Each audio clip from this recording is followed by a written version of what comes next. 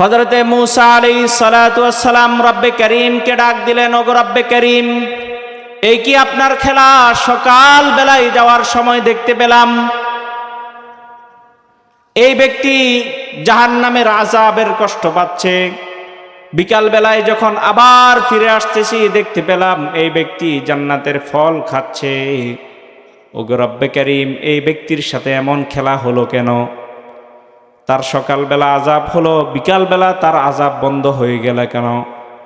রব্বে করিম মূসা আলাইহিস সালাতু ওয়াস সালামকে ডাক দিয়ে বলে, ওগো মূসা, আমার এই বান্দাটা যখন ইন্তেকাল করে, তার ইন্তেকালের সময় তার স্ত্রী গর্ভবতী ছিল।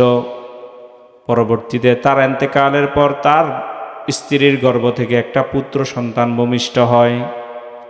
এই বাচ্চাটা দীর্ঘদিন লালন পালন করা হয়।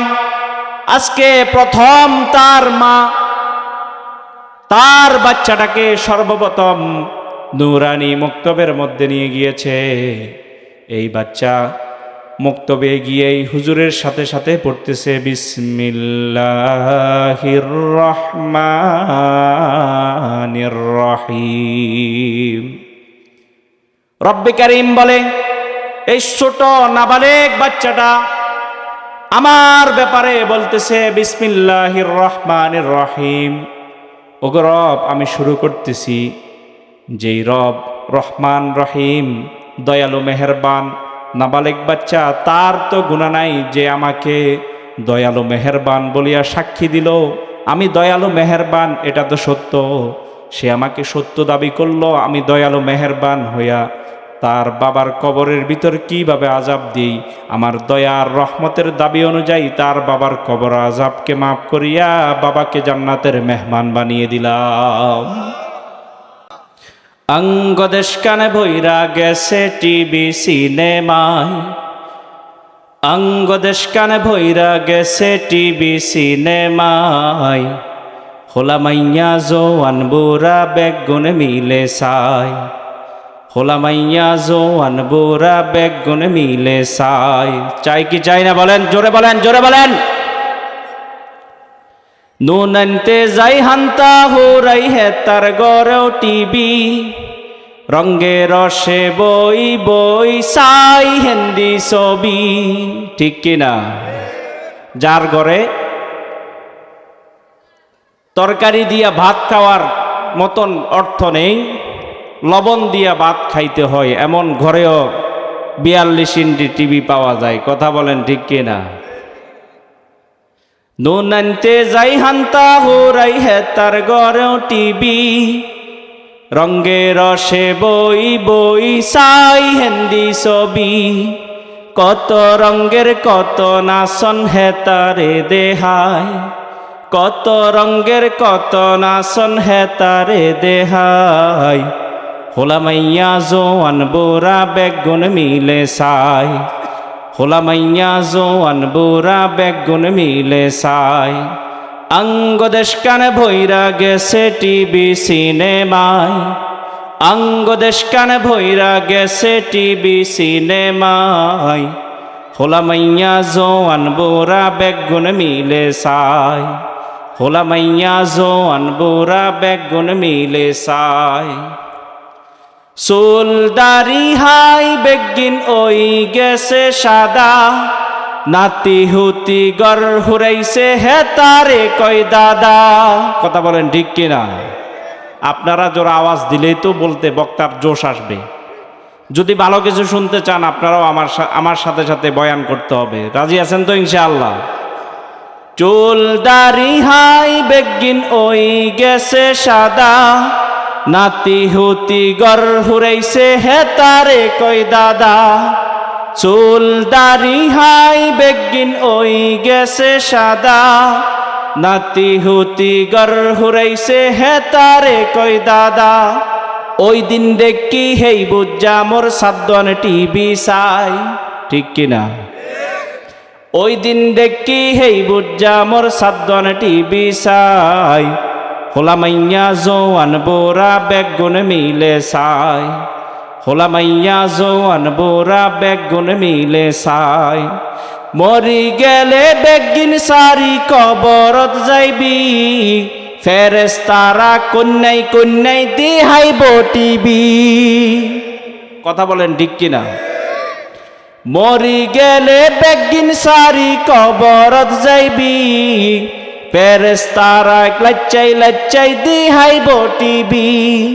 পূর্ণিমা শাবনূরের নাচন দিবরে দেহাই, পূর্ণিমা শাবনূরের নাচন দিবরে দেহাই।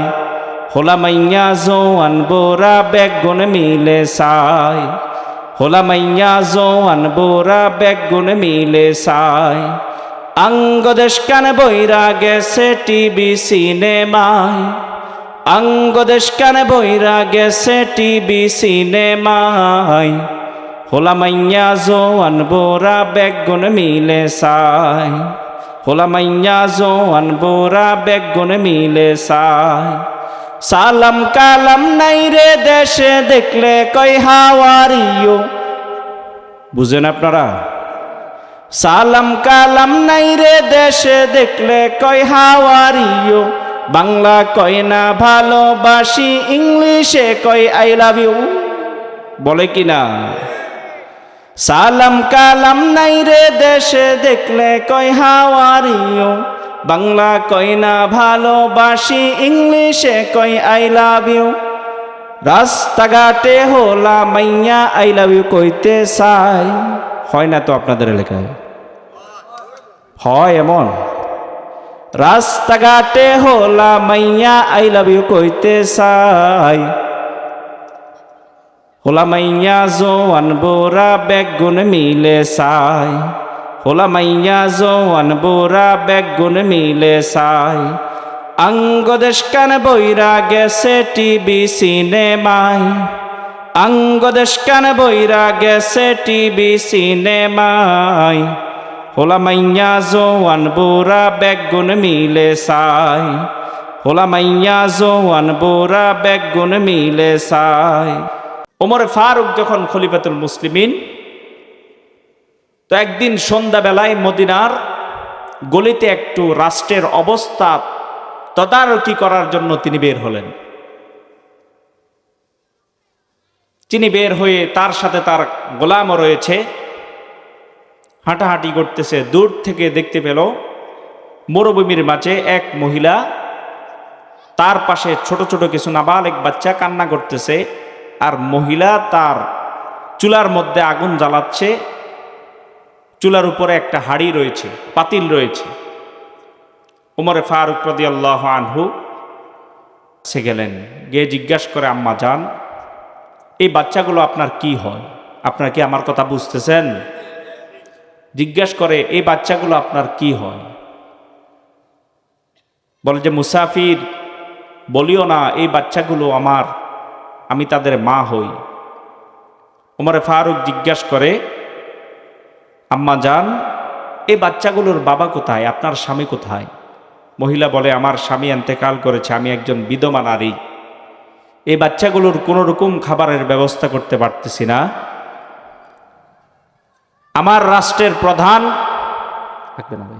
আমার রাষ্ট্রের প্রধান খলিফাতুল মুসলিমিন ওমর নাকি আমার রাষ্ট্রের প্রধান, সে কোনো রকম আমি একজন বিধবা নারীর কোনো ব্যবস্থা করে দিল না।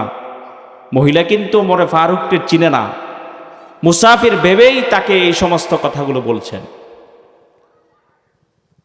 ওমরে ফারুক রাদিয়াল্লাহু আনহু বলেন,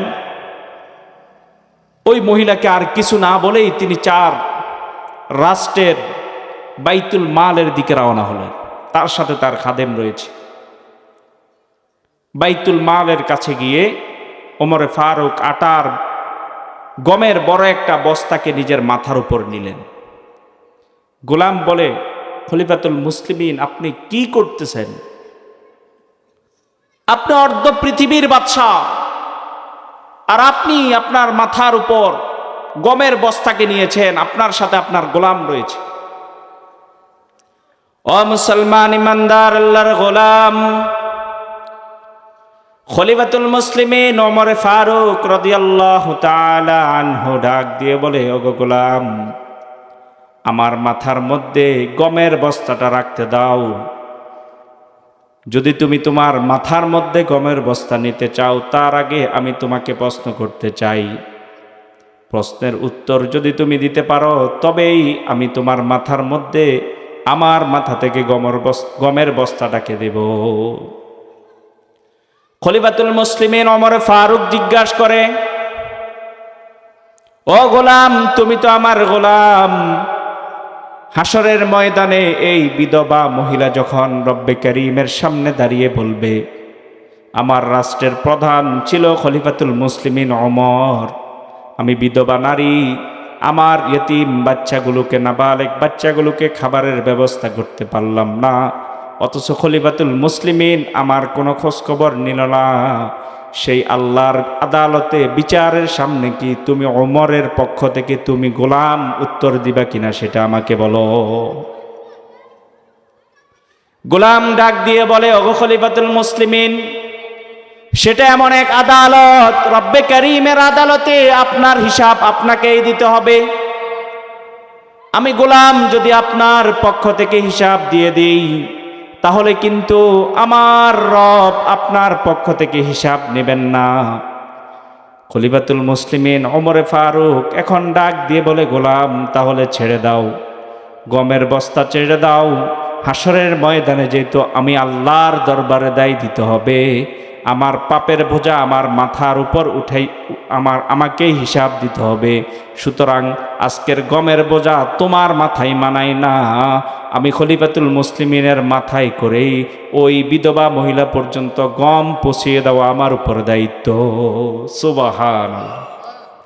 আপনারা বলেন তো, অর্ধ পৃথিবীর বাদশা, আর মিয়া সাহেব শুধু বাংলাদেশের বাদশা না, অর্ধ পৃথিবীর শাসক ওমরে ফারুকের মাথায় গমের বস্তা কার ভয়ে উঠছে? আল্লাহ। তাহলে অর্ধ পৃথিবীর শাসক থেকে কুলির কাজ করতেছে কার ভয়ে বলেন?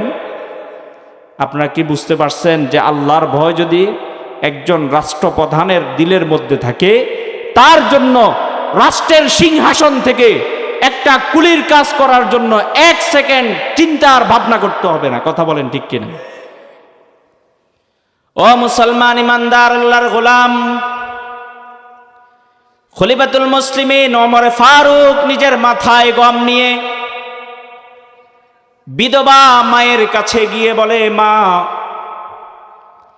আমি আপনার জন্য গম নিয়ে আসলাম, আপনার ইয়েতিম বাচ্চাগুলোকে রুটি বানিয়ে আমি খলিফাতুল মুসলিমিন নিজের হাতে খাইয়ে দিতে চাই। খলিফাতুল মুসলিমিন নিজের হাতে ইয়েতিম বাচ্চাগুলোকে খাবার খাইয়ে দিলেন আর বললেন, আম্মা জান, আগামীকাল সকাল বেলায় ওমরে ফারুকের দরবারে যাবেন, আপনার জন্য বিধবা ভাতার ব্যবস্থা করিয়া দেওয়া হবে। সকাল বেলায় যখন এই বিধবা মা ওমরে ফারুকের দরবারে যায়, দেখতে পেল খলিফাতুল মুসলিমিনের দরবারে যেই যুবকটাকে, যেই মুসাফিরটাকে রাত্রেবেলায় বলেছিল আমার বাদশা আমার কোনো খোঁজখবর নিচ্ছে না, আমার খলিফা আমার কোনো খোঁজখবর নিচ্ছে না, ওই খলিফা যদি রাষ্ট্রের প্রধান না হইয়া তুমি মুসাফির যদি রাষ্ট্রের প্রধান হইতে ভালো হতো, যেই মানুষটাকে বলেছিল সেই মানুষটাই খলিফাতুল মুসলিমিনের সিংহাসনের মধ্যে বসা। সুবহানাল্লাহ। ও মুসলমান ইমানদার আল্লাহর গোলাম, বর্তমান পৃথিবীর শাসকরা হলে বলতো, এই মহিলা আমার সাথে বেয়াদবি করেছে, তাকে জেলের মধ্যে বন্দী করো। কিন্তু খলিফাতুল মুসলিমিন ওমর মা বলে ডাক দিয়ে বলে, আম্মা জান, আমি ওমর পর্যন্ত আপনার বিষয়ে খবর আসছিল না, যার কারণে আপনি এতদিন কষ্ট পেয়েছেন। আম্মা জান, আপনি যদি মনে করেন আমাকে যেই কোনো শাস্তি দুনিয়াতে দিতে পারেন, কিন্তু আম্মা জান, আপনি যদি আমাকে দুনিয়াতে শাস্তি না দিয়া রব্বে কারীমের সামনে আমাকে পকড়াও করবেন, তাহলে আমি ওমরের ধ্বংস ছাড়া আর কিছুই বাকি থাকবে না। উনি বলে যে, আম্মা জান, আপনি আমাকে দুনিয়াতে যা শাস্তি দেওয়ার জন্য প্রয়োজন মনে করেন আপনি দিতে পারেন, আমি খলিফাতুল মুসলিমিন ওমর ফারুক প্রস্তুত রয়েছি আপনার শাস্তি ভোগ করার জন্য। কিন্তু আম্মা যান, খবরদার, আল্লাহর সামনে এই কথা বলিয়েন না। খলিফাতুল মুসলিমিন, আমি অসহায় বিধবার, খোঁজ খবর নেয়নি। আল্লাহ, আপনি খলিফাতুল মুসলিমিনকে ধরেন, তাহলে আমি ওমরের ধ্বংস ছাড়া আর কিছুই না। তাহলে একজন বাদশার হৃদয়ে ভয় কে ঢুকিয়ে দিয়েছে বলেন?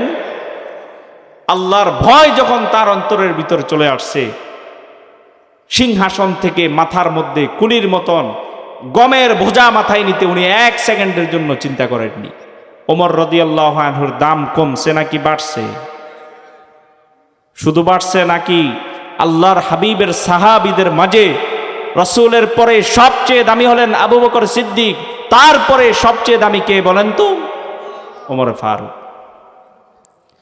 ও মুসলমান ইমানদার, আল্লাহর গোলাম, আল্লাহর ভয় যদি কোনো স্বামীর অন্তরে চলে আসে, এই স্বামী যদি তার অন্তরের মধ্যে যদি এই কথা বুঝাইতে পারে যে আমাকে আমার রবের সামনে একদিন দাঁড়াতে হবে, রবের সামনে স্বামী হিসাবে আমি প্রতিটা সেকেন্ডের হিসাব দিতে হবে, কোনো স্বামী কিন্তু আর তার স্ত্রীর উপর জুলুম করতে পারে না। কথা বলেন ঠিক কিনা? আরেকটা উদাহরণ আপনাদেরকে শুনাই। নবী আলাইহিস সালাতু ওয়াস সালামের কলিজার টুকরা মেয়ের নাম হযরতে ফাতেমাতুজ জোহরা রাদিয়াল্লাহু আনহা। ফাতেমাতুজ জোহরা, তিনার স্বামীর নাম কি বলেন তো আপনারা? হযরতে আলী রাদিয়াল্লাহু আনহু। একটা স্ত্রী স্বামীর প্রতি কেমন ভক্তি শ্রদ্ধা যদি থাকে, স্বামীর প্রতি কেমন, আল্লাহর প্রতি কেমন ভয় থাকলে স্বামীর কাছে মাপ চায়, এই ঘটনা থেকে আমরা বুঝতে পারবো। আবার স্বামী কি করে স্ত্রীর প্রতি পরিপূর্ণ হক আদায় করার ব্যাপারে কেমন সচেতন থাকে আল্লাহর ভয়ে, এটা এই ঘটনা থেকে আমরা বুঝতে পারবো। নবীর কলিজার টুকরা হযরতে ফাতেমাতুজ জোহরা রাদিয়াল্লাহু আনহা, তিনি যখন বুখারী শরীফের মধ্যে হাদিস আসছে, রাসূলুল্লাহ সাল্লাল্লাহু আলাইহি ওয়াসাল্লাম যখন মুমূর্ষ অবস্থায় রয়েছেন, তখন নবী আলাইহিস সালাতু ওয়াস সালাম হযরতে ফাতেমাকে ডাক দিলেন। ডাক দেওয়ার পর কি যেন কানে কানে বললেন। হাদিসটি আম্মাজান আয়েশা সিদ্দিকা থেকে বর্ণিত। বলার পর হযরতে ফাতেমা জোহরা কান্না করতে লাগলেন। আবার নবী আলাইহিস সালাতু ওয়াস সালাম তাকে ডাকলেন। ডাকি আবার ফাতেমাকে কি যেন কানে কানে বললেন। বলার পর ফাতেমা আবার মুস্কি হাসতে শুরু করলেন। আম্মাজান হযরতে আয়েশা সিদ্দিকা জিজ্ঞাসা করে, ওগো ফাতেমা, বিশ্বনবী সরকার দো আলম নবী তোমাকে এমন কি বিষয় বলল? তুমি প্রথমে দেখলাম কান্না করলা, আবার পরবর্তীতে যখন আবার ডাকলো আবার কি যেন বলল, তুমি মুস্কি হাসি দিলা। ওগো ফাতেমা, নবী আলাইহিস সালাতু ওয়াস সালাম তোমাকে কি বলেছে তুমি একটু বলে দাও। ফাতেমাতুজ জোহরা বলেন, আম্মা জান, আমার আব্বা মুহাম্মাদুর রাসূলুল্লাহ প্রথমে আমাকে ডাক দিয়ে বলে, আম্মা আমি তো অসুস্থ হয়ে গিয়েছি, আমার চলে যাওয়ার সময় হয়েছে, আমি কিছুক্ষণের মধ্যে বিদায় নেব। হযরতে ফাতেমা বলেন, আমি যখন আমার আব্বাজান থেকে এমন সংবাদ শুনলাম, দুঃখের সংবাদ শুনলাম, আব্বাজানের বিরহে আমি কান্না করতে শুরু করছি। হযরতে ফাতেমাতুজ জোহরা বলেন, দ্বিতীয়বার যখন আমাকে আবার ডাক দিল আমি হেসেছি, কারণ হলো আব্বাজান আমাকে একটা সুসংবাদ দিয়েছে। আব্বা বলেছে, ওগো ফাতেমা তুমি কান্না করিও না, কারণ আমার বংশের মধ্যে সর্বপ্রথম যেই ব্যক্তিটার সাথে আমার সাথে দেখা হবে আমার ইন্তেকালের পর, তিনি অন্য কেউ নয়, তিনি হলো আমার কলিজার টুকরা তুমি ফাতেমা। রাসূল বুঝাইতে চাইলেন যে আমার ইন্তেকালের পরে আমার বংশের মধ্যে সর্বপ্রথম ইন্তেকাল করবা তুমি। হযরতে ফাতেমাতুজ জোহরা বলেন, আমার আব্বাজান যখন এমন সুসংবাদ দিয়েছে সাথে সাথে আমি খুশি হয়ে গিয়েছি। নবী আলাইহিস সালাতু ওয়াস সালামের ইন্তেকাল হয়ে গেল। নবীজির ইন্তেকালের পর 11 হিজরির 3রা রমজান, তৃতীয় রমজান যখন আসে, আম্মাজান ফাতেমা অনেক বেশি অসুস্থ হয়ে যায়। তৃতীয় রমজানের দিন আম্মাজান স্বাভাবিকভাবেই সাহারির সময় উঠলেন, ঘুম থেকে জাগ্রত হলেন। জাগ্রত হয়ে স্বামীকে নিয়ে, স্বামী হযরতে আলী রাদিয়াল্লাহু আনহুকে নিয়ে একসাথে সাহারি খেলেন। সাহারির পর স্ত্রী হিসাবে তিনার উপর দায়িত্ব, তিনি হযরতে আলী রাদিয়াল্লাহু আনহুকে সুন্দরভাবে মসজিদে নববীর দিকে রওনা করে দিলেন। বলল যে, প্রাণের স্বামী, আপনি যান মসজিদে গিয়ে ফজরের নামাজটা জামাতের সহিত আদায় করে আসুন। ফজরের নামাজ আদায় করে হযরত আলী রাদিয়াল্লাহু আনহু যখন ফাতেমার ঘরে আসলেন, অন্য দিনের তুলনায় অন্যদিন যেভাবে তিনার রুটিন ছিল, নিজামুল আওকাত ছিল, আমলের ধরন ছিল, আজকে একটু ভিন্ন দেখতে পেলেন। হযরতে আলী দেখে ফাতেমা রাদিয়াল্লাহু আনহা নিজের ঘরের মধ্যে হযরতে হাসান আর হোসাইন কলিজার টুকরা দুই সন্তানের যতগুলো কাপড় চোপড় রয়েছে, হযরত আলীর যতগুলো কাপড় চোপড় রয়েছে, সবগুলো পরিষ্কার করার জন্য বিশাল পানির মধ্যে ভিজিয়ে রেখেছেন। পরিষ্কার করে ধুয়ে সবগুলো ঘরের মধ্যে টানিয়ে দিয়েছেন। এবং হযরতে ফাতেমা রাদিয়াল্লাহু আনহা অনেকগুলো রুটি বানানোর জন্য অনেকগুলো আটা একসাথে ধরলেন, খামির একসাথে ধরলেন। হযরতে আলী ডাক দিয়ে বলে, ফাতেমা, আমি তো সারা জীবন তোমার সাথে বিবাহ হওয়ার পর থেকে সার্বক্ষণিক তোমার আমল দেখেছি। তুমি ফজরের নামাজ পড়ে সূরাতুল ইয়াসিন এবং তাসবিহে ফাতিমি পড়ার পর সূর্য ওঠা পর্যন্ত তুমি মুসাল্লার মধ্যে বসে বসে আমল করতে থাকো, অন্য কোনো কাজে ব্যস্ত হও না। যখন সূর্য উঠে যায়, ইশরাকের নামাজ পড়ার পর দোয়া করে আল্লাহ তাআলার কাছে, তারপর তুমি ঘরের কাজের মধ্যে ব্যস্ত হও। কিন্তু কলিজার টুকরা স্ত্রী ফাতেমা, আজকে তোমাকে একটু ভিন্নভাবে দেখলাম। আজকে তুমি জায়নামাজের মধ্যে না বসে থেকে, মুসল্লার মধ্যে বসা অবস্থায় না দেখে আমি তোমাকে ভিন্নভাবে দেখতেছি। তুমি এতগুলো রুটি কেন বানাচ্ছ? আর এত কাপড় চোপড় কেন তুমি পরিষ্কার করার জন্য লিপ্ত হয়েছ? জিজ্ঞাসার সাথে সাথেই হযরতে ফাতেমা রাদিয়াল্লাহু আনহা জর্জর করে কান্না করতে লাগলেন, কিন্তু স্বামী আলীকে কিছুই বলে না। আলী রাদিয়াল্লাহু আনহু জিজ্ঞাসা করে, ওগো ফাতেমা, কলিজার টুকরা স্ত্রী, কি এমন হয়েছে তুমি আমাকে একটু বলো। হযরতে ফাতেমা রাদিয়াল্লাহু আনহা আর চুপ থাকতে পারলেন না, কলিজার টুকরা স্বামীকে ডাক দিয়ে বলে, ওগো আমার প্রাণের স্বামী, আজকে রাত্রিবেলায় আমি স্বপ্নে দেখেছি আমার কলিজার টুকরা আব্বাজান আমার ঘরের মধ্যে আগমন করেছে। সুবহানাল্লাহ বলবেন না? আলী রাদিয়াল্লাহু আনহু জিজ্ঞাসা করেন, প্রাণের স্ত্রী, আব্বাজান এসেছে তো কি হয়েছে? পরের স্বপ্ন তুমি কি দেখেছো একটু খুলে বলো। হযরতে ফাতেমাতুজ জোহরা ডাক দিয়ে বলে, ওগো প্রাণের স্বামী, আমি স্বপ্নে দেখেছি আব্বাজান রাত্রিবেলায় ঘরের মধ্যে এসে কি যেন অন্ধকারে তালাশ করতেছে। আমি আব্বাজানকে কিছুই বললাম না। কিছু সময় খোঁজাখুঁজি করার পর আব্বাজান যখন বের হয়ে চলে যাচ্ছেন, আমি তখন আব্বাকে পিছন দিক থেকে স্বপ্নের মাঝে ডাক দিলাম।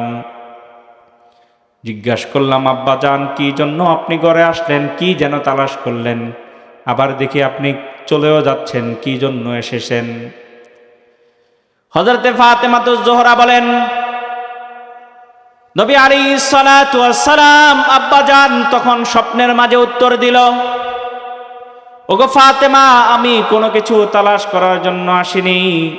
আমি তো ফাতেমা তোমাকে তালাশ করার জন্য এসেছি, একটা সংবাদ দেওয়ার জন্য।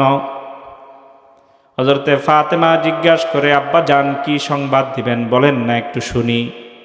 নবী আলাইহিস সালাতু ওয়াস সালাম স্বপ্নের মাঝে বলে, আম্মা, তুমি আজকে সাহারির সময় সাহারি করবা তোমার স্বামী হযরতে আলী কাররামাল্লাহু ওয়াজহুর দস্তরখানে, আর ইফতার করবা তোমার আব্বাজান মুহাম্মদুর রাসূলুল্লাহর দস্তরখানে, জান্নাতের দস্তরখানে।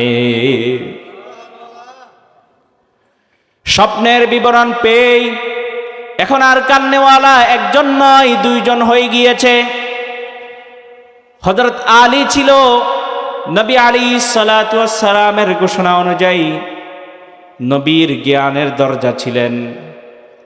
আনা মদিনাতুল ইলমি ওয়া আলিয়্যু বাবুহা। নবী আলাইহিস সালাতু ওয়াস সালাম বলেন, আমি হলাম ইলমের শহর, আর আমার এই ইলমের জ্ঞানের শহরের দরওয়াজা হলো আমার আলী। হযরত আলী আর বুঝতে বাকি থাকলো না, তিনি বুঝে গেলেন নবী আলাইহিস সালাতু ওয়াস সালাম যেহেতু স্বপ্নে যুগে বলে দিয়েছেন সাহারি স্বামীর সাথে হবে আর ইফতারটা নবী আলাইহিস সালাতু ওয়াস সালামের জান্নাতের দস্তরখানে হবে, সুতরাং ফাতেমা যেহেতু অসুস্থ, ফাতেমার ইন্তেকাল আজকে ইফতারের পূর্বে পূর্বেই হয়ে যাবে। এখন কান্নেওয়ালা দুইজন হয়ে গেল। এদিক দিয়ে হযরত হাসান হুসাইন রাদিয়াল্লাহু আনহু দুইজন আনহুমা, দুইজন নাবালেগ বাচ্চা সন্তানরা যখন এসে দেখতে পেল আব্বা আম্মা দুইজন কান্না করতেছে, জিজ্ঞাসা করে, আব্বা যান আম্মা যান আপনাদের কি এমন হয়ে গেল যে আপনারা দুইজন একসাথে ফজরের নামাজের পরেই কান্নাকাটি শুরু করলেন, কারণটা কি? নবী আলাইহিস সালাতু ওয়াস সালামের কলিজার টুকরা হযরতে ফাতেমা, তো আপনারা কি বিরক্ত হচ্ছেন? খালি জায়গাগুলো পূরণ করে দেন। আর যারা আসতেছে না কি করব বলেন? ইনশাআল্লাহ আল্লাহর কাছে দোয়া করি যারা এখানে উপস্থিত হয়েছেন, যারা উপস্থিত হওয়ার জন্য আসতেছেন, আল্লাহ তাআলা আমাদের প্রত্যেককেই জান্নাতে একসাথ করিয়ে দিক। সকলে বলুন আমিন। হযরতে ফাতেমাতুজ জোহরা, তার অভ্যাস ছিল যখন হাসান হুসাইন তিনি যখন কোনো কাজ করতে যাইতেন, বিরক্ত করত, দুষ্টামি করত ছোট বাচ্চা দুইজন, অভ্যাস ছিল যে দুইজনকে নানাজানের মাকবারা রওজা মুবারকে পাঠিয়ে দিতেন, বলতো যে যাও তোমরা দুইজন তোমাদের নানার সাথে যাইয়া কথা বলো। এরা দুইজন গিয়ে নবী আলাইহিস সালাতু ওয়াস সালামের রওজা মুবারকের উপর, যেটা রসুলের মাকবারা কবর রওজা, সেখানে গিয়ে দুইজন উঠে নাচানাচি করতেন। আপনাদের কাছে কি বিষয়টা বেয়াদবি মনে হচ্ছে? না। আরে মিয়া সাহেব, রসুল যখন জীবিত ছিল নবী আলাইহিস সালাতু ওয়াস সালামের পিঠের উপর রসুলকে ঘোড়া বানাইয়া দুইজন নাতি একসাথে চলাফেরা করতো। সুবহানাল্লাহ। হাসান আর হুসাইন দুইজনকে এরকম মোহাব্বত করতেন। তাহলে নবী আলাইহিস সালাতু ওয়াস সালামের কন্যার স্বভাব ছিল যখন হাসান হুসাইন দুষ্টামি করত, দুইজনকে কোথায় পাঠিয়ে দিত বলেন তো? রসুলের রওজা মুবারকে। রসুলের রওজার পাশে গিয়ে তারা দুইজন জিয়ারত করতেন, নানার সাথে কথা বলতেন। এরা যখন আসি জিজ্ঞাসা করলো, আব্বা আম্মা দুইজন কেন কান্না করতেছেন, কারণ কি আপনাদের কান্না করার? তখন হযরতে আলী রাদিয়াল্লাহু আনহার কলিজার টুকরা স্ত্রী হযরতে ফাতেমা রাদিয়াল্লাহু আনহা বলেন যে তোমরা দুইজন যাও, সকালবেলা নানার সাথে একটু দেখা করে আসো, জিয়ারত করে আসো। দুইজন ছুটে গেল নানার কাছে। নানার রওজা মুবারকের, নবী আলাইহিস সালাতু ওয়াস সালামের রওজা মুবারকের কিনারায় যখন যায়, নবী আলাইহিস সালাতু ওয়াস সালাম কিতাবের মধ্যে আসছে, তারিখে ইসলামের মধ্যে আসছে, নবী আলাইহিস সালাতু ওয়াস সালাম দুইজন নাতিকে লক্ষ্য করে তিনার রওজা থেকে কথা বলা শুরু করলেন। সুবহানাল্লাহ। নবী আলাইহিস সালাতু ওয়াস সালাম হাসান হুসাইন দুই কলিজার টুকরা নাতিকে ডাক দিয়ে বলে, ওগো আমার দুই কলিজা, তোমরা সকাল সকাল আমার রওজার কিনারায় কেন এসেছ? তোমাদেরকে কে পাঠাইছে? হযরতে হাসান আর হুসাইন ডাক দিয়ে বলে, আমাদের আম্মা জান বলেছে আপনার সাথে দেখা করে যাওয়ার জন্য। নবী আলাইহিস সালাতু ওয়াস সালাম বলে, হাসান আর হুসাইন, তোমরা যতদিন জীবিত থাকো, যখন তোমাদের ইচ্ছা হয় তখনই তোমরা তোমাদের নানার মাকবারার পাশে রওজা মুবারকের পাশে এসে জিয়ারত করতে পারবা, নানার সাথে কথা বলার সুযোগ থাকবে। কিন্তু তাড়াতাড়ি যাও, যাও, তোমাদের কলিজার টুকরা আম্মা, তোমাদের কলিজার টুকরা আম্মাকে কিন্তু আজকের পরে আর দেখার সুযোগ থাকবে না। মায়ের চেহারাটাকে মন ভরে আজকের জন্য ভালো করে দেখে নাও, শেষবারের মতন দেখে নাও।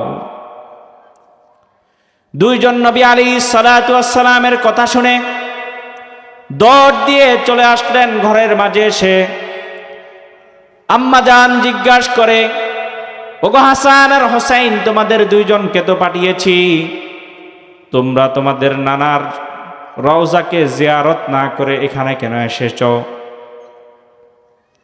মুসলমান ইমানদার আল্লাহর গোলাম নবী আলাইহিস সালাতু ওয়াস সালাম আমাদেরকে সব বলে দিয়েছে। হাসান আর হুসাইন বলে, আম্মা জান, আমাদের থেকে আর কোনো কিছু লুকায়িত রাখতে হবে না, গোপন রাখতে হবে না, কারণ আমাদের নানা আমাদেরকে সংবাদ দিয়ে দিয়েছে। নানা বলেছে আজকে সন্ধ্যার পূর্বেই আপনার ইন্তেকাল হয়ে যাবে, আপনার চেহারাকে আর দেখার সুযোগ থাকবে না। নানা বলেছে, শেষবারের মতন তোমাদের মায়ের চেহারাকে দেখে নাও, আজকের পরে আর মাকে দেখার সুযোগ থাকবে না, আর দেখার সুযোগ থাকবে না। মুসলমান ইমানদার আল্লাহর গোলাম হযরতে ফাতেমাতুজ জোহরা দুই সন্তানকে অনেক বোঝানোর পরেও কোনো সুযোগ হলো না। সন্তান দুইজন কান্না করতেছে। এদিক দিয়ে এই ঘটনাগুলো হতে হতে জোহরের সময় হয়ে গেল।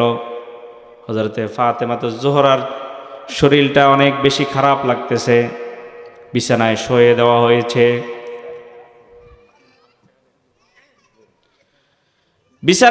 দেওয়া হয়েছে। হযরতে ফাতেমাতুজ জোহরার প্রচন্ড জ্বর উঠেছে, কথা খুব কম বলতে পারতেছে। মূল ঘটনা এখনই ঘটবে। হযরতে ফাতেমাতুজ জোহরা রাদিয়াল্লাহু আনহা ডাক দিলেন, প্রাণের স্বামী আলী, আমার মনে হচ্ছে আমার বিদায়ের সময় একেবারে সন্নিকটে চলে আসছে। ওগো আমার কলিজার টুকরা স্বামী, আমি আমার ইন্তেকালের পূর্বে আপনাকে কিছু কথা বলে যেতে চাই। আশা রাখবো আপনি স্বামী হিসাবে আমার কথাগুলো রাখার জন্য চেষ্টা করবেন। হযরতে আলী রাদিয়াল্লাহু আনহু স্ত্রী ফাতেমার পাশে বসে গেলেন, হাতটাকে ধরলেন। স্ত্রী স্বামীর হাত ধরে বলে, ওগো আমার প্রাণের স্বামী, আমি আপনার দীর্ঘদিনের স্ত্রী হিসাবে ছিলাম। নবী আলাইহিস সালাতু ওয়াস সালাম আপনাকে যোগ্য মনে করে আমাকে আপনার সাথে বিবাহ দিয়েছে। ওগো আমার প্রাণের স্বামী, এই দীর্ঘ বিবাহ জীবনের মাঝে আমি আপনার অনেক হক ঠিকভাবে আদায় করতে পারিনি, আমার থেকে ভুল ভ্রান্তি হয়েছে। আমার এই অপরাধগুলো আমি চাই আপনি দুনিয়াতে থাকতেই আমাকে মাফ করে দিন, অন্যথায় হাসরের ময়দানে আমি কন্যার কারণে নবী আলাইহিস সালাতু ওয়াস সালাম লজ্জিত হবে। সুবহানাল্লাহ। মৌতের পূর্বে কি ওসিয়ত,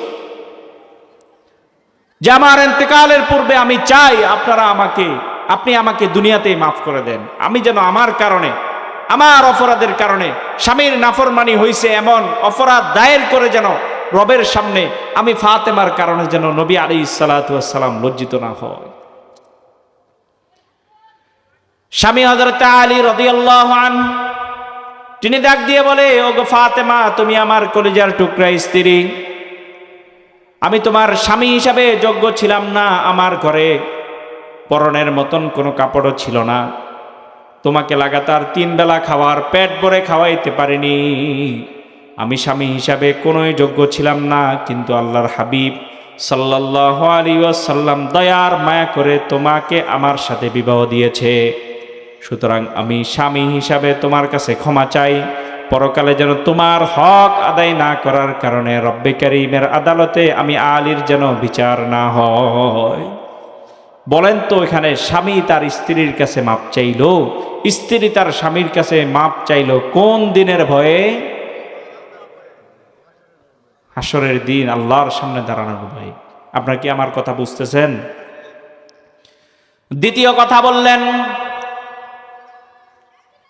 স্বামী, আপনাকে আমি দ্বিতীয় ওসিয়ত করতে চাই, আমার ইন্তেকালের পর আপনি দ্বিতীয় আরেকটি আপনার পছন্দ অনুযায়ী বিয়ে করে নেবেন। কিন্তু আমার 2টা নাবালেগ বাচ্চা হযরত হাসান আর হুসাইনকে রেখে যাচ্ছি। হযরত হাসান আর হুসাইনকে রেখে যাচ্ছি।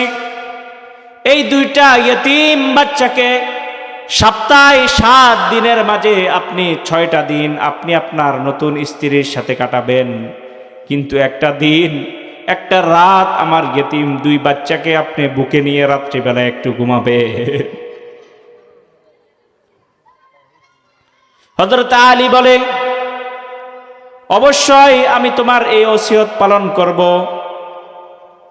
হযরতে ফাতেমাতুজ জোহরা সর্বশেষ ওসিয়ত করলেন, ওগো আমার প্রাণের স্বামী, আমার সর্বশেষ ওসিয়ত হলো আমার সন্তান 2 সন্তান, এই 2 সন্তান যখন প্রাপ্তবয়স্ক হবে, বালেগ হবে, হযরত হাসান আর হুসাইন যখন প্রাপ্তবয়স্ক হয়ে যাবে, তাদেরকে আপনি আল্লাহর রাস্তার জন্য ছেড়ে দিবেন, যাতে করে আমি হাসরের ময়দানে 2 শহীদের মা হিসাবে আল্লাহর দরবারে উঠতে পারি। সুবহানাল্লাহ। এবং তিনি বললেন যে আমার ইন্তেকালের পর আমার লাশটাকে দীর্ঘ সময় রাখবেন না, পারিবারিকভাবে যতটুকু সম্ভব হয় আপনারা পারিবারিকভাবেই আমার লাশকে দাফন করে দিবেন। কোনোভাবে যেন বাহিরের মানুষ আমার লাশকে না দেখে, আমার লাশ দেখে যেন না বলতে পারে নবী আলাইহিস সালাতু ওয়াস সালামের কন্যা দেখতে একটু লম্বা ছিল, আমার লাশ দেখে যেন এই কথা না বলতে পারে নবী আলাইহিস সালাতু ওয়াস সালামের কন্যা একটু দেখতে হ্যাংলা পাতলা ছিল, এইভাবে যেন কোনো মানুষ কোনো মন্তব্য না করতে পারে।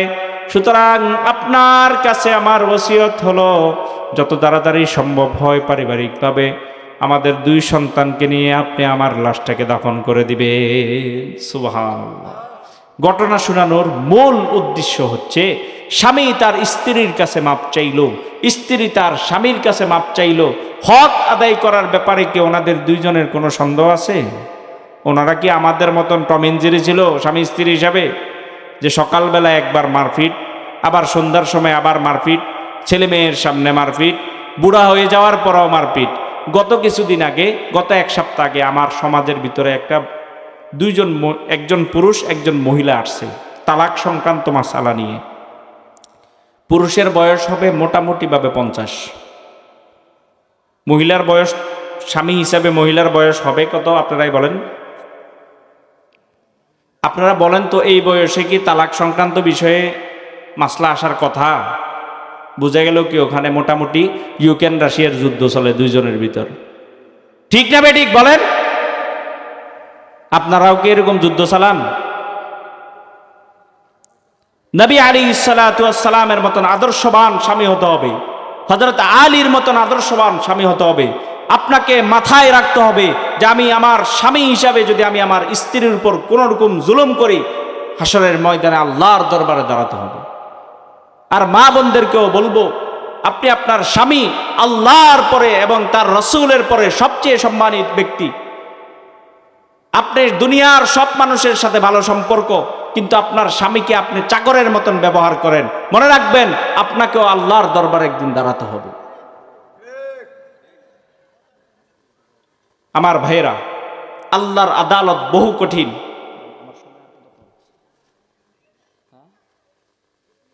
চলবে হুজুর আসা পর্যন্ত নাকি? বলতেছে চলবে। আপনারা তো শুনতেছেন, বিরক্ত হচ্ছেন মনে হয়। চলবে। রব্বে কারীম আমাদেরকে বিচারের সম্মুখীন করবেন, এটা সাধারণ কোনো বিষয় নয়। দিলটাকে একটু নরম করে দিই, রবের সামনে আমরা দাঁড়াবো, এটা সাধারণ কোনো দিন নয়। আমাদের মামলাগুলো যদি সাধারণ, আমরা যদি কেউ পারিবারিক বা রাজনৈতিক কোনো মামলাতে ফেঁসে যাই, তখন আমরা দেখা যায় তো কি আদালতে যেতে হয়, জজের সামনে দাঁড়াতে হয়। দাঁড়াইলে মনে হয় একটুও ভয় লাগে না? লাগে ভয় আপনাদের? সাধারণ জজকে যদি ভয় করেন, সেদিন আল্লাহ পাক রব্বুল আলামিন ঘোষণা দিবেন, লিমানিল মুলকুল ইয়াউম। আল্লাহ পাক রব্বুল আলামিন, হাদিস শরীফের মধ্যে এসেছে, নবী আলাইহিস সালাতু ওয়াস সালাম বলেন, পুরা হাসরের মানুষকে একটা রুটির মতন সাদা পাথরের ন্যায় তামার একটা জমিনের মধ্যে পুরা হাসরের সকল মানুষকে একসাথ করে নেবেন।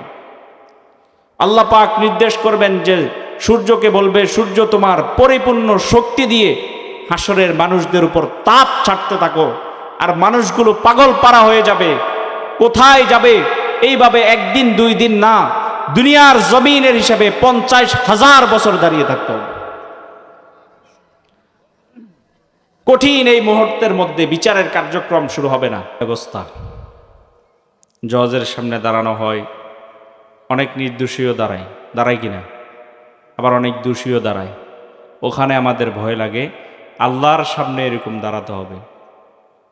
ওয়াকুল্লুহুম আতিহি ইয়াউমাল কিয়ামাতি ফারদা, আই ওয়াহদা। আল্লাহ একজন থেকে হিসাব নেবেন, সবার থেকে একজন পৃথক পৃথক করে আল্লাহ পাক হিসাব নেবেন। আপনি আপনার জীবনের প্রতিটা সেকেন্ডের হিসাব আল্লাহ তাআলার কাছে দিতে হবে। আবার এই হিসাব 4 ভাগে বিভক্ত হয়ে হবে। কারোর জন্য আল্লাহ পাক রব্বুল আলামিন বিনা হিসাবে জান্নাত দিবেন। আপনারা কি বিনা হিসাবে জান্নাতে যেতে চান?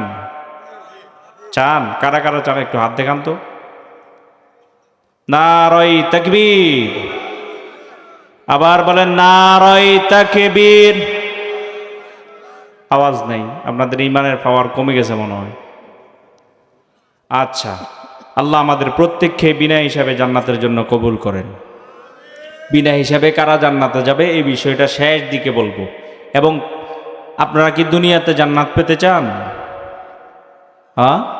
আমি তো চাই, আখেরাতেও জান্নাত পেতে চাই, দুনিয়াতেও পেতে চাই। চান না দুটাই? দুইটাকে কে চান? যে হুজুর আমি দুনিয়াতেও জান্নাত চাই, আখেরাতেও জান্নাত চাই। অনেকে বলতেছে যে হুজুর কি বলতেছেন, দুনিয়াতে জান্নাত? হ্যাঁ, কোরআনের ভিতরে দুনিয়াতে জান্নাত দেওয়ার কথাও আছে, এটা নতুন শুনছেন তাই না? একটা আমল আছে, যে আমলটা করলে আল্লাহ তাআলা দুনিয়াতেও আপনাকে জান্নাত দিবে, আখেরাতেও জান্নাত দিবে। সুবহানাল্লাহ পড়েন।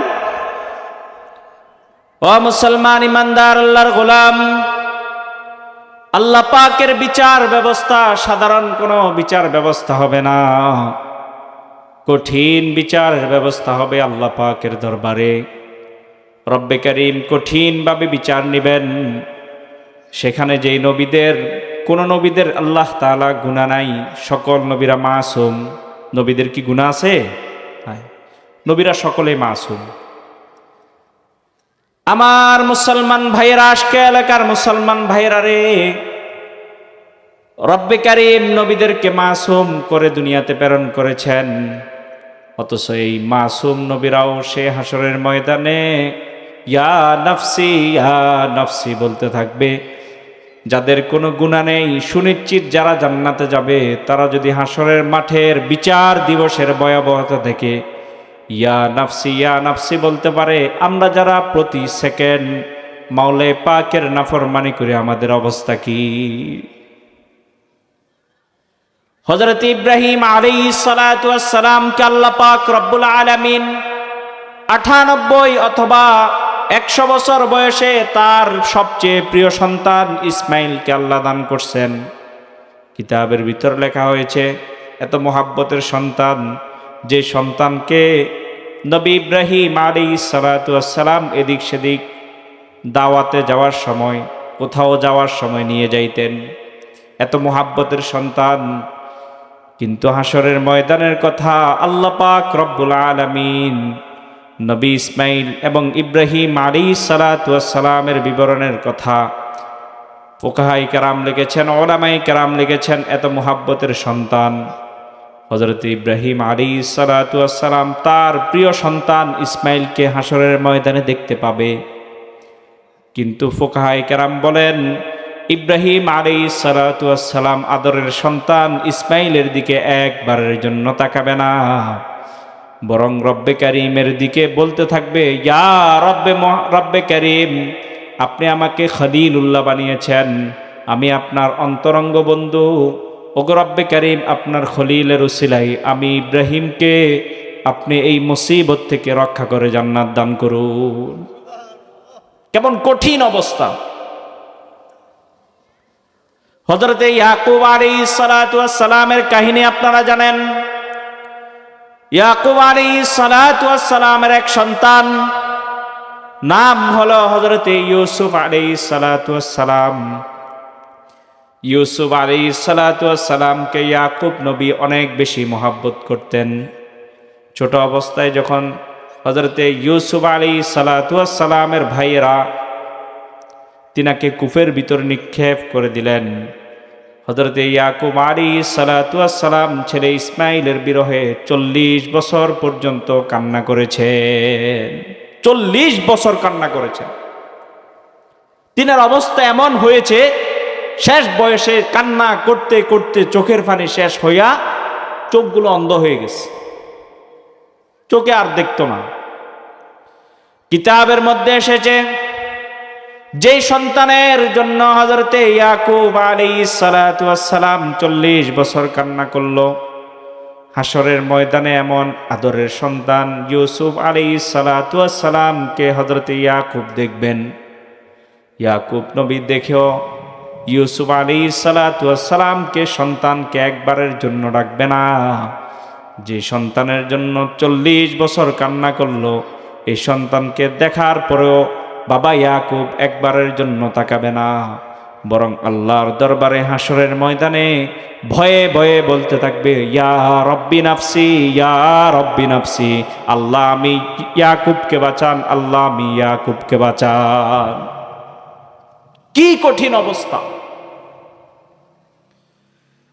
যেই সন্তানের জন্য মাতা পিতা নিজের জীবনকে উৎসর্গ করে দেয়, সন্তান মাতা পিতার জন্য পাগল পারা থাকে, কিন্তু রব্বে কারীম বলেন হাসরের ময়দানে মা যখন তার কলিজার টুকরা সন্তানকে দেখবে, সন্তান যখন মায়ের কাছে গিয়ে বলবে, আম্মা জান আপনি কি আমাকে চিনেছেন? মা ডাক দিয়ে বলবে, তুমি আমাকে কেন আম্মা ডাকছো? আমার তো জিন্দেগিতে বিয়েই হয়নি, সন্তান কোত্থেকে আসবে? ভাই যে ভাই তার ভাইয়ের জন্য একসাথে অপর ভাইয়ের বিরুদ্ধে যুদ্ধ ঘোষণা করে, দুই ভাই মিলা এক ভাই ঝগড়া করছে, ওই ভাইয়ের পক্ষ নিয়ে আপন ভাইও ঝগড়ায় লিপ্ত হইয়া যায়। ঝগড়া কইরা অনেক সময় দেখা যায় দুইজন আহত হইয়া হাসপাতালে যায়। নবী আলাইহিস সালাতু ওয়াস সালাম, নবী আলাইহিস সালাতু ওয়াস সালামের মাধ্যমে আল্লাহ পাক ঘোষণা দিলেন, ইয়াউমা ইয়াফিরুল মারউ মিন আখিহি ওয়া উম্মিহি ওয়া আবিহি ওয়া সাহিবাতিহি ওয়া বানি। রব ঘোষণা দিলেন হাসরের কঠিন ময়দানে ভাই ভাইকে দেখে পলায়ন করবে, সন্তান মাতা পিতাকে দেখে পলায়ন করবে, মাতা পিতা সন্তানকে দেখে পলায়ন করবে। নবী আলাইহিস সালাতু ওয়াস সালাম আরো বলেন, কঠিন অবস্থা হবে, এমন কঠিন সময় হাসরের মাঝে সকল মানুষ, সকল নবীরাও ইয়া নাফসি বলতে থাকবে, আল্লাহ আমারে বাঁচাও, আল্লাহ আমারে বাঁচাও। নবী আলাইহিস সালাতু ওয়াস সালাম হাসরের এক কোণা থেকে নবী বলেন, হঠাৎ করে একটা আওয়াজ ভেসে আসবে, আওয়াজের মধ্যে ফুটে উঠবে, এক আওয়াজে বলা থাকবে যে, নবী আলাইহিস সালাতু ওয়াস সালাম বলেন যে তোমরা শুনতে পাইবা, সেখানে আওয়াজ হবে, ইয়া উম্মতি, ইয়া উম্মতি। এই মুসলমান, যেই নবী, যেই মাতা পিতা তোমাকে হাসরের ময়দানে ভুলে যাবে, যেই স্ত্রী তোমাকে হাসরের ময়দানে ভুলে যাবে, যেখানে সকল পয়গম্বরের উম্মতকে ভুলে যাবে, তুমি দিন রাত যেই নবীকে কষ্ট দিচ্ছ, নবী আলাইহিস সালাতু ওয়াস সালামের হুকুমগুলোকে পালন করছো না, ইসলামের আনিত বিধানগুলোকে পালন করছো না, দাড়ি কেটে কেটে সুন্নতি পোশাক না পরে পরে নবীর কলিজায় আঘাত দিচ্ছ, সেই নবী তোমার আমার জন্য হাসরের ময়দানে ইয়া উম্মতি বলে বলে কান্না করবেন। তোমার কি মায়া হয় না? তোমার কি মায়া হয় না? তুমি যে হাবিব তোমাকে হাসরের ময়দানে বলবে না, সে হাবিবের উম্মত হইয়া তুমি সারাক্ষণ নামাজ ছেড়ে দিচ্ছ, সারাক্ষণ নাফরমানির মধ্যে লিপ্ত হচ্ছ, তোমার সারাক্ষণ গান বাজনার মধ্যে কাটতেছে। ও যুবক, তোমাকে তো আল্লাহ বড় দয়ার মোহাব্বত করে বানাইছে। আমার আল্লাহ বলেন, ইয়া আইয়ুহাল ইনসান মা গররাকা বিরাব্বিকাল কারীম। হে যুবক, তুমি যখন তোমার কানের মধ্যে হেডফোন লাগাইয়া নাফরমানি করতে থাকো, তুমি যখন কানের মধ্যে হেডফোন লাগাইয়া অবৈধ গান শুনতে থাকো। যখন ওরসের নামে মেয়েদের আড্ডাখানা জমানো হয়, এমন খারাপ কাজ যখন চলতে থাকে, তখন রব্বে কারীম পিছন থেকে দিয়ে ডাক দিয়ে আর বলে, ইয়া আইয়ুহাল ইনসান মা গররাকা বিরাব্বিকাল কারীম, তোমাকে আমি রব্বে কারীম থেকে কোন জিনিস গাফেল করে দিয়েছে? তুমি কিভাবে আমার উপর এইভাবে জুলুম করতেছ? তোমাকে তো আমি আল্লাহ আমার নিজের কুদরতে হাত দিয়ে বানাইছি, তোমাকে তো আমি আল্লাহ বড় মহাব্বত করে বানাইছি, তুমি কি করে আমার সাথে এইভাবে জুলুম করতেছ? তুমি কি করে এইভাবে গান বাজনার মধ্যে লিপ্ত রয়েছো? রব পিছন দিক দিয়ে ডাক দিয়ে আর বলে, এই যুবক, তুই কি করতেছিস? কিভাবে এভাবে জুলুম করতে পারিস? এই জন্য আমার যুবক ভাইয়েরা, ফিরে আসুন, রবের দিকে ফিরে আসুন। আপনি আপনার যেই মুখটা দিয়ে নেশা গ্রহণ করেন, বিড়ি সিগারেট খান, আরো কত রকমের আবা বাবা খান, এই মুখটাকে আমার রব নিজের কুদরতি হাতে বানাইছে। আপনার কি একটু দয়া লাগে না যে রবের বানানো এই হাতটা দিয়ে আমি কি করে এই কাজগুলো করতেছি? একটু করে চিন্তা করা উচিত। পৃথিবীর শুরু থেকে বাবা আদম থেকে আজ পর্যন্ত কোনো মানুষ হায়াত শেষ হওয়ার পরে থাকতে পারছে এরকম কোনো ইতিহাস আছে? আপনি মনে হয় থাকতে পারবেন। ও যুবক ভাই, তুমি যে আল্লাহ পাকের এইভাবে নাফরমানি করতেছ, রবের হুকুম নামাজগুলো পড়তেছ না, একটু করে নিজের বিবেকটাকে জাগ্রত করো। তুমি এই আমল নিয়ে কি রবের সামনে কি বলবা যে রব আমি এই আমল নিয়ে আসছি, আমাকে মাফ করে দেন? কি পেশ করবা? তোমার মৌত হলো তো তোমার মুখে দাড়ি নাই, তোমার মৌত হলো তো কানের মধ্যে হেডফোন লাগানো, তোমার মৌত হলো তো তুমি নেশা খাইতেছো। আর মুরব্বী বাবাদেরকে কি বলবো, দেখা যায় একেবারে রাতের 11টা পর্যন্ত আপনি দোকানের মধ্যে বসে বসে টেলিভিশন দেখেন, জিজ্ঞাসা করলে বলেন যে হুজুর খবর দেখতেছি। আরে মিয়া সাহেব, আপনার বয়স 60 বছর হয়ে গেছে, আপনার কবরের খবর কি? আপনি দেশের খবর নিয়ে ব্যস্ত। চিন্তা করেন একটু। আপনি টেলিভিশনের মধ্যে রাত্রিবেলায় বৈশা বৈশা খবর দেখতেছেন, দেশের খবর নিচ্ছেন। আগামীকাল ফজরের সময় যে মুয়াজ্জিন দাঁড়ায় বলবে অমুকের ছেলে অমুক এন্তেকাল করছে, এটার খবর কি আপনার? আল্লাহ আমাদেরকে বুঝার তৌফিক দান করেন। আল্লাহ আমাদেরকে আমল করা অবস্থায় মৌত দেন। আল্লাহ আমাদেরকে আপনার এমন মৌত দেন যে মৌতে আপনি সন্তুষ্ট হয়ে যান। সকলে বলুন আমিন। চান না এমন মৌত? রবের সামনে যদি এই অবস্থায় উঠেন যে আপনি টেলিভিশন দেখতেছেন, রবের সামনে আপনি এই অবস্থায় উঠলেন যে আপনি গান শুনতেছেন, রবের সামনে আপনি এই অবস্থায় উঠলেন যে আপনি নেশা করতেছেন, অবস্থাটা কি? আল্লাহ আমাদেরকে বুঝার মানার তৌফিক দান করুক। সকলে বলুন আমিন। মুআজ্জাজ হাজিরিন, বলতেছিলাম আল্লাহ পাকের আদালত খুব কঠিন হবে, প্রত্যেকটা সেকেন্ডের হিসাব দিতে হবে। তবে রব্বে কারীম কিছু মানুষের জন্য হিসাব সহজ করবেন। পুরা হাসরের মানুষকে বিচার হবে 4 ভাবে, 4 ভাগ করে বিচার হবে। 1 ভাগকে আল্লাহ পাক বিনা হিসাবে জান্নাত দান করবেন, সুবহানাল্লাহ বলবেন না? আরেক গ্রুপকে আল্লাহ পাক রব্বুল আলামিন বিনা হিসাবে জাহান্নাম দান করবে। আল্লাহ আমাদেরকে হেফাজত করুক, নাউজুবিল্লাহ বলেন। আরেক দলকে আল্লাহ পাক রব্বুল আলামিন হিসাব সহজ করবেন, এরাও জান্নাতে যাবে। আপনারা কি হিসাব সহজ হোক এটা চান নাকি বিনা হিসাবে জান্নাতে যেতে চান? কয়েকটা আমল বলে দেব, এই আমলগুলো যদি করতে পারেন ইনশাআল্লাহ বিনা হিসাবে জান্নাতে যাবেন। করবেন তো ইনশাআল্লাহ, নাকি হিসাব দিয়ে যাবেন? 4th নাম্বার গ্রুপ, যাদেরকে আল্লাহ পাক জিজ্ঞাসা করবে, হেই বান্দা, আজকে এলাকায় 4 ডিসেম্বর 4 ডিসেম্বর মাহফিল হয়েছিল, মাহফিলের সময় তোর কোনো কাজ ছিল না, তুই রাস্তাঘাটে দাঁড়াইয়া দাঁড়াইয়া গল্প করছস, মাহফিলে যাস না কেন বল? এটাই জিজ্ঞেস করবে, এটাও জিজ্ঞেস করবে। বলবে যে আল্লাহ আমি আমার বন্ধু রেখে দিছিল, আমি এই জন্য যাইনি। এটা বলে নাফরমান, এটা বলে। রব বলে মিথ্যা বলিস না, তোর বন্ধুর দোষ দিস না, তোরও দোষ আছে। পরে আল্লাহ পাক মুখ বন্ধ করে দেবে, তার হাত কথা বলবে, হাত দিয়ে যে বিড়ি খাইছে দাঁড়ায় দাঁড়ায় মাহফিলে না এসে, বলবে যে আল্লাহ আমারে ওখানে মাহফিলে না যাইয়া হুজুরের কথাগুলো না শুই না দাঁড়ায় দাঁড়াইয়া আমারে দিয়ে বিড়ি খাইছে, আবুল বিড়ি, এইভাবে বলে দিবে। তাহলে এবার বলেন, আমরা কি হিসাব দিয়া জান্নাতে যেতে চাই নাকি হিসাব সারা বিনা হিসাবে?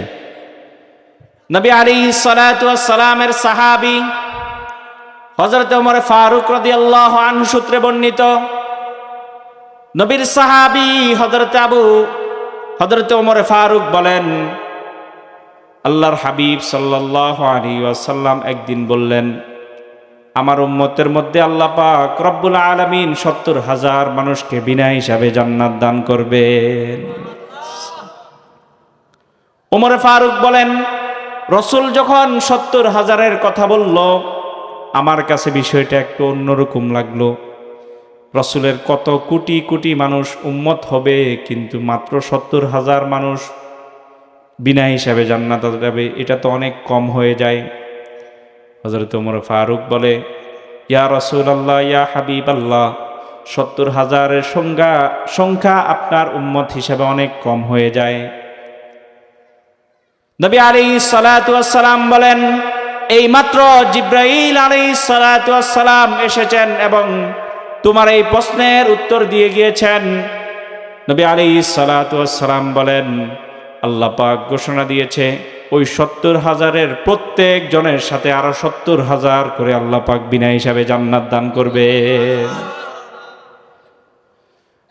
এই হিসাব যদি করা হয়, মোটামুটি প্রায় 4,90,00,000 মানুষ বিনা হিসাবে জান্নাতে যেতে পারবে। সুবহানাল্লাহ। মুফাসসিরিনে কেরাম, মুহাদ্দিসিনে কেরাম এই হাদিসকে সামনে রেখে একটা চমৎকার ব্যাখ্যা করেছেন। তিনারা বলেন, আল্লাহ পাক রব্বুল আলামিনের নবী যে বলেছেন ৭০,০০০ বিনা হিসাবে জান্নাতে যাবে, এটা মূলত আরবের একটা নিয়ম ছিল।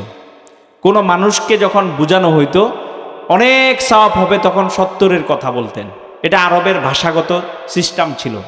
আমরা বলি না, ওই সবাই গেছিলাম, হাজার হাজার মানুষ হয়েছে, লাখ লাখ মানুষ হয়েছে, বলা হয় না এরকম? আরবের নিয়ম ছিল এরকম। যখন অনেক বেশি বোঝানো হইতো তখন বলা হতো যে ৭০,০০০, ৭৭টি শাখা, এইভাবে অনেক কিছু বলা হতো। তো ওই নিয়ম অনুযায়ী রাসূল বুঝাইতে চাইছেন, মূলত এই হাদিস দ্বারা উদ্দেশ্য হলো আল্লাহ পাক এই নবীর উম্মতকে, আমাদের নবীর উম্মতকে বিনা হিসাবে জান্নাত দেওয়ার সংখ্যা কত বেশি হবে এটা আল্লাহই ভালো জানেন। সুবহানাল্লাহ। এবার আসেন, বিনা হিসাবে জান্নাত কারা পাবে কয়েকটা বলেই আমি ইনশাআল্লাহ আমার আলোচনা শেষ করব। ও মুসলমান ইমানদার, আল্লাহর গোলাম, বিশ্বনবী সাল্লাল্লাহু আলাইহি ওয়াসাল্লাম ইরশাদ ফরমান, আত-তাইবু মিনাজ যামবি কামাল্লা যামবা লাহু। নবী আলাইহিস সালাতু ওয়াস সালাম বলেন, আমার কোন উম্মত যখন গুনাহ করে, গুনার সাথে সাথে যখন রব্বে কারীমের দিকে ফিরে আসে, নবী বলেন কেমন জানি সে মায়ের পেট থেকে নতুনভাবে ভূমিষ্ঠ হলো, অর্থাৎ তার আমল নামায় কোনো গুনাই থাকে না। এবার বলেন, গুনাহ না থাকলে আপনি জাহান্নামে যাবেন? গুনাহ না থাকলেই আপনার বিনা হিসাবে জান্নাত, গুনাহ না থাকলেই বিনা হিসাবে জান্নাত। একবারে এই আমলটা খুব বেশি করবেন, যখনই কোনো গুনাহ হয়ে গেছে সাথে সাথে রবের কাছে যেয়ে বলবেন। আপনি একা হয়তো একটা গুনাহ এখন করছেন, করার সাথে সাথে বলেন, আল্লাহ আল্লাহ আমি তো গুনাহ করে ফেলছি, আল্লাহ আপনি আমার মাফ করে দেন। এটা বলতে পারবেন না? অজু লাগবে না, আপনার উপর যদি গোসল ফরজও হয় তাও এই কথা বলতে পারবেন যে আল্লাহ আমারে মাফ করে দেন। আপনারা কি মাসলা বুঝতে পারছেন? শরীর নাপাক থাকলেও আপনি আল্লাহকে এই কথা বলবেন যে আল্লাহ আমার তো বিশাল বড় ভুল হয়ে গেছে, আল্লাহ আপনি আমার মাফ করে দেন। যদি আপনি এইভাবে প্রত্যেক দিন প্রতিটা গুনার পরপর আপনি আল্লাহর কাছে মাফ চান আর চেষ্টা করেন যে আমি ভবিষ্যতে এই গুনাহটা আর করব না, ইনশাআল্লাহ আল্লাহ তাআলা হাসরের ময়দানে আপনাকে বিনা হিসেবে জান্নাত দিবেন। করবেন তো ইনশাআল্লাহ এই আমল? আচ্ছা, ঠিক আছে। 1 নম্বর আমল। 2 নম্বর আমল, নবী আলাইহিস সালাতু ওয়াস সালাম বলেন, কোন ব্যক্তি যদি 5 ওয়াক্ত নামাজ বা জামাত পড়ে, কয় ওয়াক্ত নামাজ? 5 ওয়াক্ত নামাজ বা জামাত পড়ে আল্লাহ পাক রব্বুল আলামিন তাকে 5 পুরস্কার দিবে। 5 পুরস্কারের 1 নাম্বার পুরস্কার হলো আল্লাহ পাক তাকে বিনা হিসাবে জান্নাত দান করবে। অনেক কঠিন কাজ। 5 ওয়াক্ত নামাজ পড়া কি অনেক কঠিন কাজ? আমি আপনাদেরকে অন্য সময়ও বলেছি, আপনি নামাজ পড়েন, গুনাহ হচ্ছে, গুনাহ করেন। ইনশাআল্লাহ নামাজ যদি ঠিকভাবে 5 ওয়াক্ত পড়তে পারেন, আপনি ইনশাআল্লাহ মৌতের আগে আল্লাহর ওলি হয়ে মরতে পারবেন ইনশাআল্লাহ। এই কাজটা করতে পারবেন তো ইনশাআল্লাহ? কারা কারা করতে পারবেন একটু হাত দেখান, আমি দোয়া করব। আল্লাহ আপনার বান্দারা নামাজ পড়ার জন্য হাত উঠাইছে, নামাজ পড়বে এই কথা বলে আপনি আপনার বান্দাদের হাতগুলোকে কবুল করে নেন। 5 ওয়াক্ত নামাজ বা জামাত পড়ার তৌফিক দান করেন। জোরে বলেন আমিন। অনেকে আমিন আস্তে বলতেছে, জোরে বললে যদি কবুল হয়ে যায়, জোরে বললে যদি কবুল হয়ে যায়, এজন্য কি আস্তে বলতেছে? ও মুসলমান ইমানদার আল্লাহর গোলাম, নবী আলাইহিস সালাতু ওয়াস সালাম বলেন, আমার কোন উম্মত যদি 5 ওয়াক্ত নামাজ ওয়াক্ত মতো নিয়ম অনুযায়ী আদায় করে, আল্লাহ পাক রব্বুল আলামিন তাকে 5 পুরস্কার দান করবে। 1 পুরস্কার হলো আল্লাহ তাআলা তাকে বিনা হিসাবে জান্নাত নসিব করবে। পড়বেন তো ইনশাআল্লাহ? তাহলে 2টা আমল বললাম, এক হলো গুনাহ হবে সাথে সাথে তওবা। গুনাহ হবে সাথে সাথে কি বলেন? তওবা। তওবা মানে হলো ফিরে আসা, যে আল্লাহ আমার ভুল হয়েছে, আমারে মাফ করে দেন। ইস্তেগফার করা, তওবা ইস্তেগফার। 2য় নাম্বার হচ্ছে আমরা 5 ওয়াক্ত নামাজ ইনশাআল্লাহ বা জামাত পড়ব। এবার আসেন, প্রথম আলোচনায় আমরা বলেছিলাম যে হাসরের ময়দান, আল্লাহর সামনে আমরা দাঁড়াতে হবে, এই কথা আমাদের হৃদয়ে রাখতে হবে। আপনি যে গুনাহ করতেছেন না, কার ভয়ে গুনাহ করতেছেন না বলেন? আপনি যে নামাজ পড়বেন, কার ভয়ে পড়বেন? আপনি সুদ খাওয়া থেকে বিরত থাকবেন, কার ভয়ে? বললেন যে হুজুর এই তো বরবাদ করে দিলেন নাকি? আপনি এখানে অপারেশন চলতেছে, চুপ করে শুনতে থাকেন আর মনে মনে নিয়ত করেন যে আল্লাহ হুজুরে যে কথাটা বলছে আসলে তো আমরা কি কাজ এটা করি, আল্লাহ আমাদেরকে ভদ্র হওয়ার তৌফিক দেন। বলতে পারবেন না মনে মনে এই কথা? তাহলে সুদ খাবেন না কার ভয়ে? ওরসের নামে গান বাজনা, মহিলাদের নাট্য কাজ করবেন না কার ভয়ে? নাকি ওরসের ভিতরে মহিলা নিয়ে আসা নাচাইবেন? চলে তো এখন, এগুলো চলে, আমি দেখি। এগুলো করা যাবে না। আল্লাহর হাবিব সাল্লাল্লাহু আলাইহি ওয়াসাল্লাম থেকে বড় কোনো ওলি আছে? রসুল থেকে বড় কোনো ওলি আছে? আপনারা কি বলেন? বলেন না, কথা বলেন। রসুল থেকে বড় কোনো ওলি আছে? আমাদের নবী জিন্দিগিতে 1 ওয়াক্ত নামাজ, মৃত্যুর পূর্বে উনি অসুস্থ ছিলেন বিদায় 2 ওয়াক্ত অথবা 3 ওয়াক্ত নামাজ জামাতের সহিত পড়তে পারেননি। রসুল বেহোশ হয়ে গেছে, হোশ চলে গেছিল, এই কারণে রসুল আদায় করতে পারেননি। এই ছাড়া রসুল সুস্থ থাকা অবস্থায় নবুয়তের জিন্দিগিতে 1 ওয়াক্ত নামাজ রসুল ছাড়ছে, কেউ প্রমাণ দিতে পারবে না। রসুল যেখানে নামাজ ছাড়ে নাই, আপনি কোন বাবার মুরিদ হয়েছেন মিয়া, যে বাবা বছরে একবার গোসলেই করে না? রাগ করতেছেন আপনারা? সমস্যা নাই, আগামী বছর আমার দাওয়াত না দিলেও আমি আসবো, আমি তো আপনাদের পরিবারের লোক।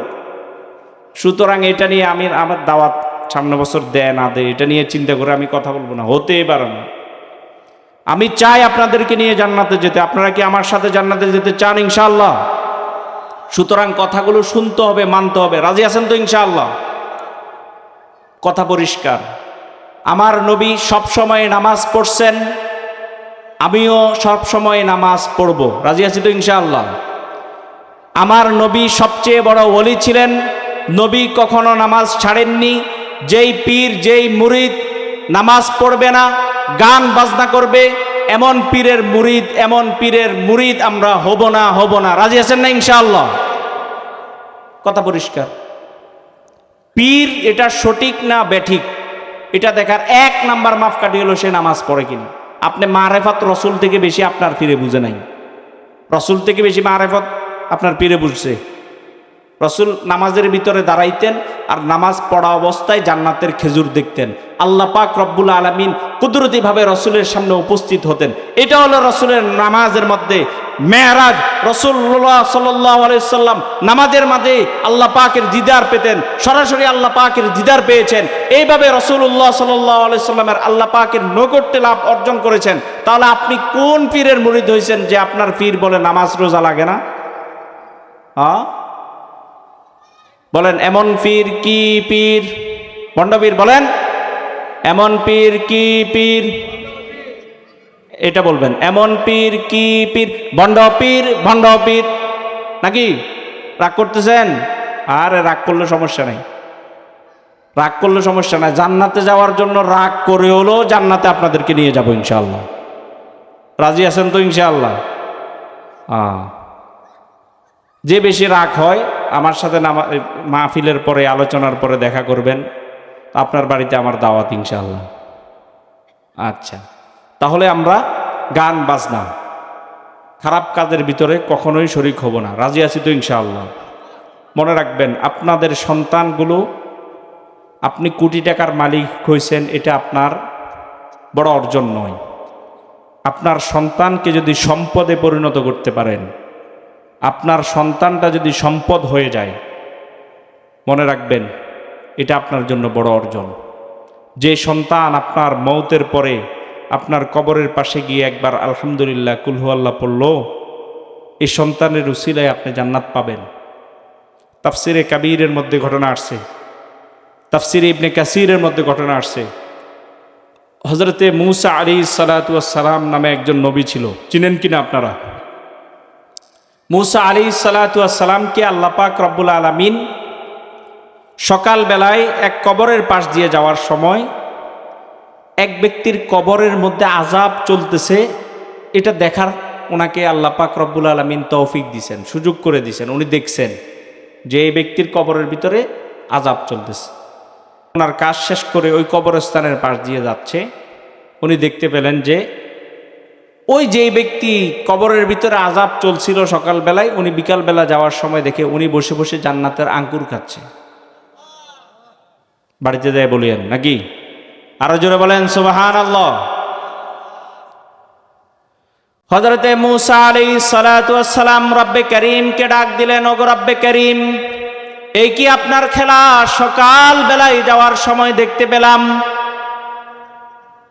এই ব্যক্তি জাহান্নামের আযাবের কষ্ট পাচ্ছে, বিকাল বেলায় যখন আবার ফিরে আসতেছি দেখতে পেলাম এই ব্যক্তি জান্নাতের ফল খাচ্ছে।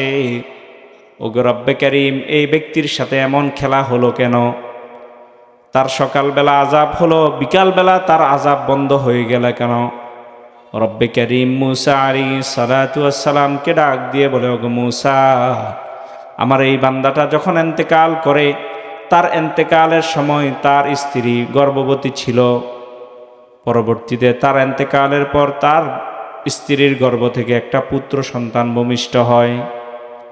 এই বাচ্চাটা দীর্ঘদিন লালন পালন করা হয়। আজকে প্রথম তার মা তার বাচ্চাটাকে সর্বপ্রথম নূরানি মক্তবের মধ্যে নিয়ে গিয়েছে।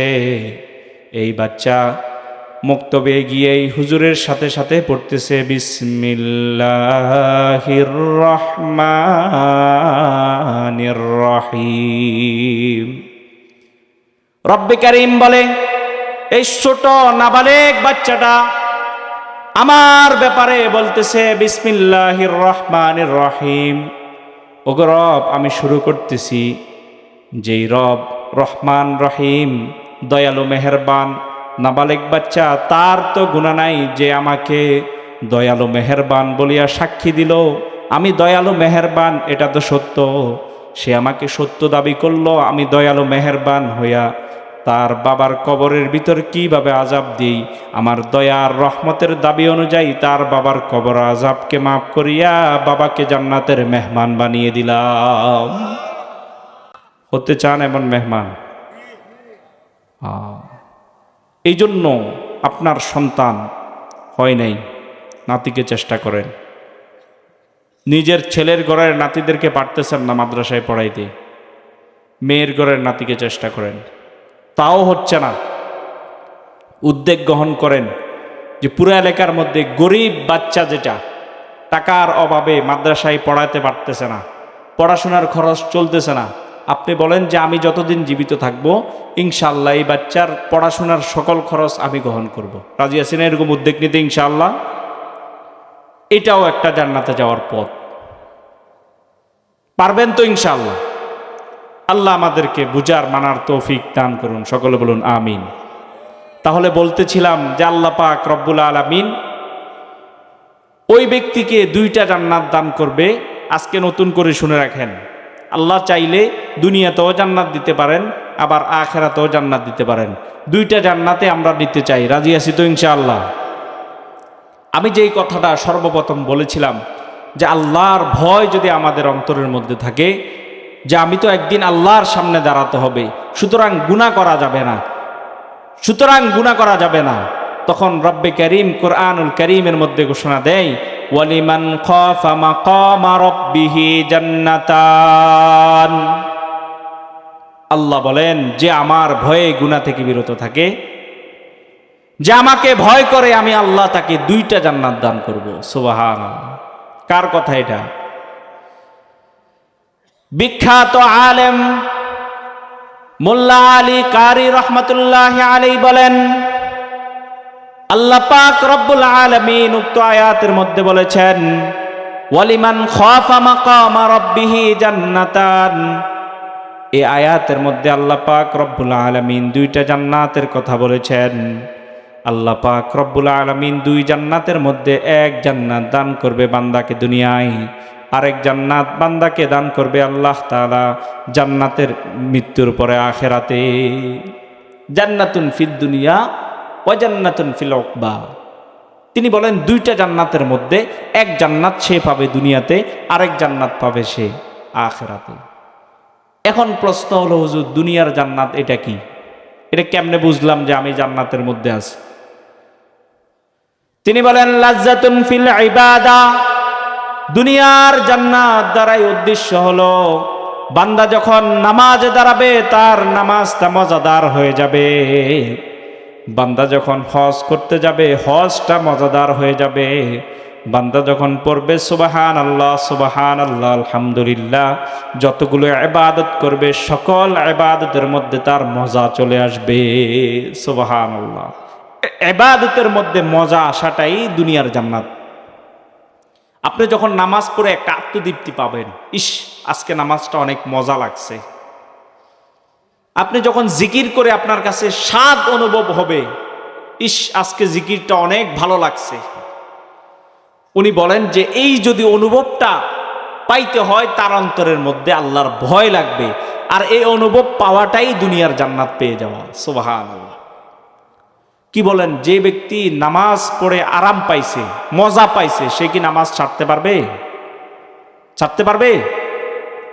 যে জিকির করে মজা পাইছে সে কি জিকির ছাড়তে পারবে না। এই জন্য যদি আমরা দুনিয়াতে জান্নাত পেতে চাই, আল্লাহর ভয়, যে আমাকে একদিন আল্লাহর সামনে দাঁড়াতে হবে, এই ভয় আমাদের হৃদয়ের মধ্যে চলে আসতে হবে। রাজি আছি তো ইনশাআল্লাহ?